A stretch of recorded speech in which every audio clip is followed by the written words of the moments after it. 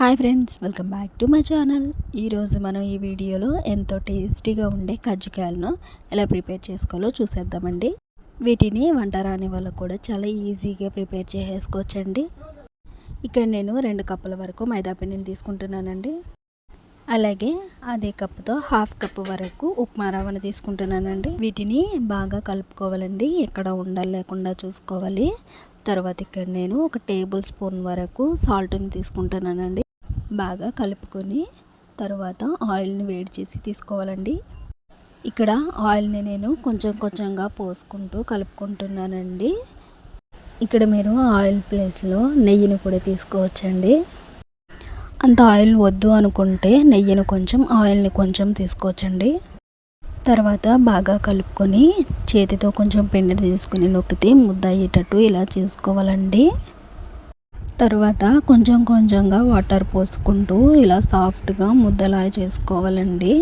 తర్వాత దీనిని 15 నిమిషాల పాటు మూత పెట్టేసి పక్కన పెట్టేసుకుందాం. ఇప్పుడు స్టఫింగ్కి ప్రిపేర్ చేసుకుందామండి. ప్యాన్లో పల్లీలను వేసి ఒక 5-6 నిమిషాల వరకు వాటిని వేపుకోవాలండి. పల్లీల నుండి పొట్టు సెపరేట్ అయ్యేంత వరకు వేపుతూ ఉండాలి. వీటిని కలుపుతూ ఇలా చూసుకుంటూ ఉండాలండి, లేకపోతే ఇవి మాడిపోతుంటాయి. వీటిని సిమ్లోనే ఇలా వేపుతూ ఉండాలండి స్లోగా. తర్వాత ఒక 1/2 కప్పు వరకు ఉప్మా రవ్వను తీసుకోవాలి. ఒక ప్యాన్లో 2 టేబుల్ స్పూన్ల ఆయిల్ వేసి ఉప్మా రవ్వను వేయించుకోవాలండి. ఒక 2-3 నిమిషాల వరకు ఉప్మా రవ్వను వేయించుకుంటూ ఉండాలండి, లేకపోతే మాడిపోతుంది.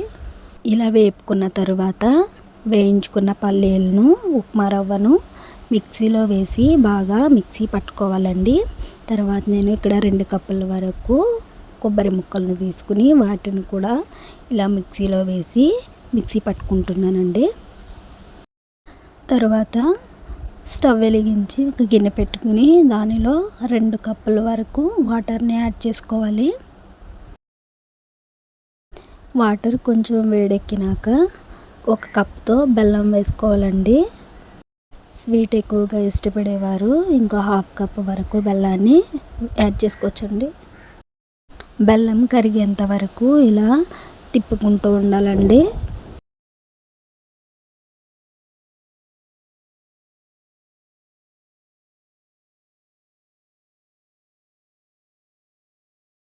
తరువాత ఒక 4-5 యాలకులను దంచి ఇలా తీసుకోవాలండి ఫ్లేవర్ కోసం. ఇలా బాగా కలుపుతూ తిప్పుకోవాలండి. అదే సమయంలో పొంగు వచ్చే టైంలో ఇలా మరుగుతుండగా మనం మిక్సీ పట్టుకున్న కొబ్బరి పొడిని వేసి బాగా కలుపుతూ తిప్పుకోవాలండి, లేకపోతే మాడిపోతూ ఉంటుంది, చూసుకోవాలి.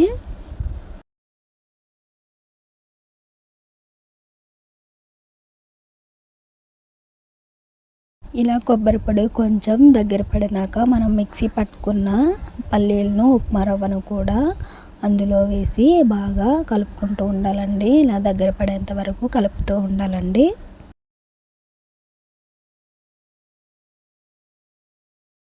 ఇలా దగ్గర పడినాక స్టవ్ ఆఫ్ చేసుకుని పక్కన పెట్టేసుకుందామండి. అలాగే పక్కన పెట్టుకున్న మైదా పిండిని కూడా తీసి ఒక చపాతీలాగా చేసుకోవాలండి. అలాగే మీ దగ్గర ఉన్న గిన్నెతో ఇలా రౌండ్ షేప్లో కట్ చేసుకోండి. మీకు ఎంత సైజులో కావాలంటే అంత సైజులో కట్ చేసుకోవాలండి. తర్వాత దానిలో స్టఫింగ్ని ఫిల్ చేసుకుందామండి. ఇలా చేతితో ఒత్తుకోవాలండి. మీ దగ్గర కజ్జికాయలు చేసుకునే చెక్క ఉంటే దానితో చేసుకోవచ్చు, లేదంటే ఇలా వేళ్ళతో నొక్కుకోవచ్చండి.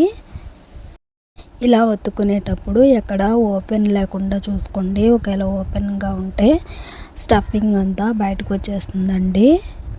లేదంటే ఇలా ఫోర్క్తో అయినా నొక్కుతూ ఉండండి, చుట్టూ డిజైన్లా ఉంటుంది. ఇప్పుడు డీప్ ఫ్రై కోసం ఆయిల్ని వేడి చేసుకుందాం. ఆయిల్ హీట్ ఎక్కింది లేదో చూడటానికి ఇలా చిన్న పిండి ముద్దని తీసుకుని ఆయిల్లో వేయండి. తర్వాత మనం రెడీ చేసుకున్న కజ్జికాయలను ఒక్కొక్కటిగా ఆయిల్లో వేసుకోవాలి. కజ్జికాయలు ములిగేంత వరకు ఆయిల్ని వేసుకుంటే సరిపోతుందండి. వీటిని గోల్డ్ కలర్లోకి వచ్చేంత వరకు వీటిని ఫ్రై చేసుకుంటూ ఉండాలండి. మధ్యలో ఇలా తిప్పుతూ ఉండండి. ఇలా గోల్డెన్ కలర్లోకి వచ్చినప్పుడు వాటిని తీసేసుకోవాలండి. అంతేనండి, ఎంతో టేస్టీగా ఉండే కజ్జికాయలను ప్రిపేర్ చేసుకోవడం. ఇప్పుడు వాటిని ప్లేట్లోకి సర్వ్ చేసేసుకుందాం. ఈ వీడియో కనుక మీకు నచ్చినట్లయితే లైక్ చేసి, షేర్ చేసి, సబ్స్క్రైబ్ చేసుకోండి ఫ్రెండ్స్. Thank you.